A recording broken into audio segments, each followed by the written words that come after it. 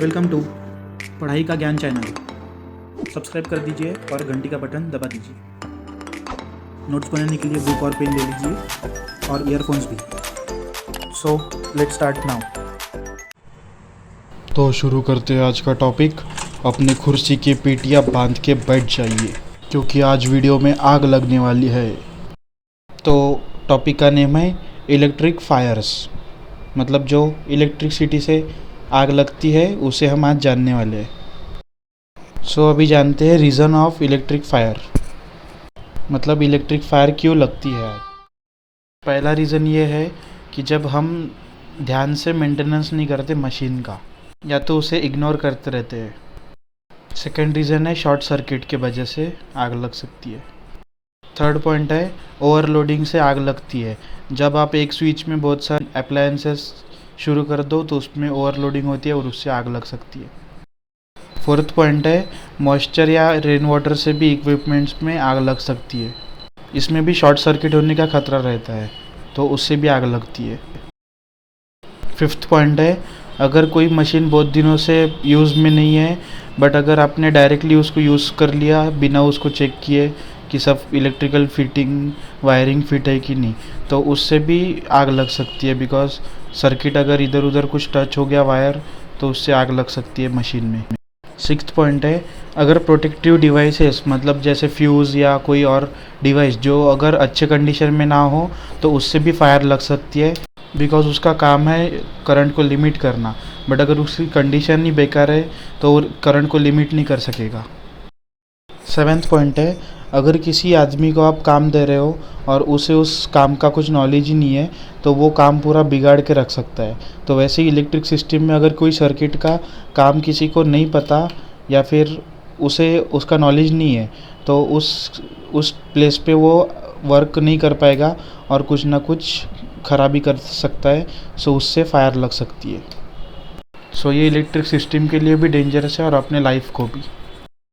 Eighth point है जो machine के ख़राब पार्ट हो गए उसे फिर भी लोग यूज़ करते हैं, तो वो ख़राब पार्ट कभी कभी इंजन में या मशीन में आग लगा सकते हैं। नाइन्थ पॉइंट है कोई लोग बहुत ओल्ड मोटर या मशीन यूज़ करते हैं और उसका कुछ मेंटेनेंस भी नहीं करते, तो उस कंडीशन में वो मशीन में आग लग सकती है और वो डेंजरस हो सकता है। 10th पॉइंट है जब हम पुअर क्वालिटी का मटेरियल यूज़ करते हैं इंस्टॉलेशन में, मतलब जब वायरिंग वगैरह करते हैं हम मशीन की तो बहुत पुअर क्वालिटी का वायर लेते हैं या फिर कोई भी इंसुलेटिंग मटेरियल लेते हैं तो उससे भी आग लग सकती है। 11th पॉइंट जब प्रोटेक्टिव रिले सर्किट अगर काम ना करे तो उस कंडीशन में भी फायर लग सकती है, तो रिले सर्किट को हमेशा मेंटेन रखना चाहिए। 12th पॉइंट है अगर प्रोटेक्टिव फ्यूज़ ने भी काम नहीं किया तो उस कंडीशन में भी आग लग सकती है, क्योंकि एक्स्ट्रा करंट फ्लो होगा तो उससे इक्विपमेंट्स भी जल सकते हैं। 13th पॉइंट है जब भी फॉल्ट ऑकर होता है इंस्टॉलेशन में तो उससे मशीन ओवरहीट होती है, तो ओवरहीटिंग की वजह से भी फायर लगने का खतरा होता है। हम इस फायर को रोक भी सकते हैं अगर हमने थोड़ा प्रिवेंशन लिया तो। अब आपको रीज़न्स तो पता चल गए क्यों फायर लगती है, पर अगर प्रिवेंशन लेना हो, हमें फायर नहीं लगना चाहिए, तो हमें क्या करना चाहिए देखते हैं सामने। तो अभी हमें देखना है preventions to be taken to avoid fire, मतलब फायर लगनी नहीं चाहिए, इसके लिए हम क्या कर सकते हैं। तो फर्स्ट पॉइंट है प्रॉपर रेटिंग के हमें फ्यूजेस प्रोटेक्टिव रिलेस लेना है सर्किट के लिए।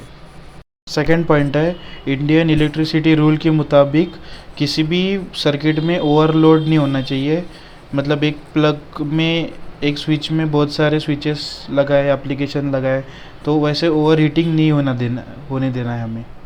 थर्ड पॉइंट है हमें अच्छी इलेक्ट्रिक अर्थिंग देनी है सारे इक्विपमेंट्स या मशीन को, जिससे लीकेज करंट फ्लो हो जाए अर्थ में।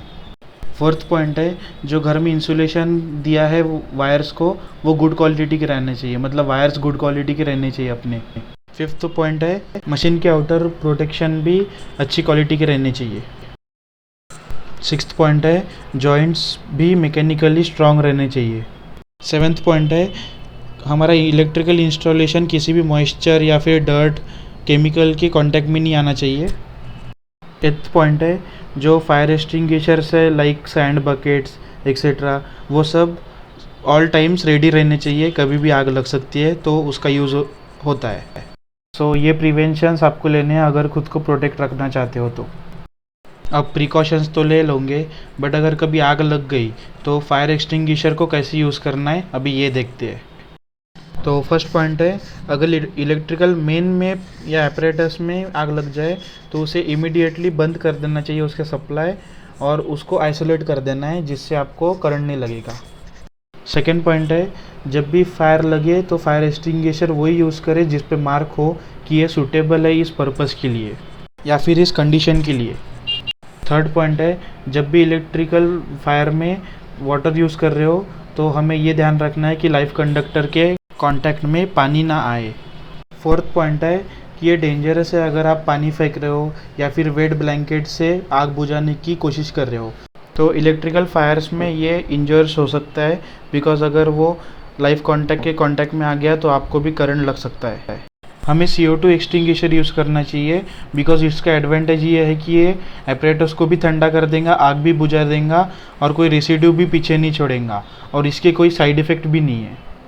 सिक्स्थ पॉइंट है, जब भी आप किसी इंजन रूम में CO2 का यूज़ करने वाले हो तो पहले तो सब वर्किंग वुमेन्स को बाहर निकालना है, बिकॉज CO2 से उन्हें ऑक्सीजन नहीं लेते आएंगी और उनकी मौत भी हो सकती है।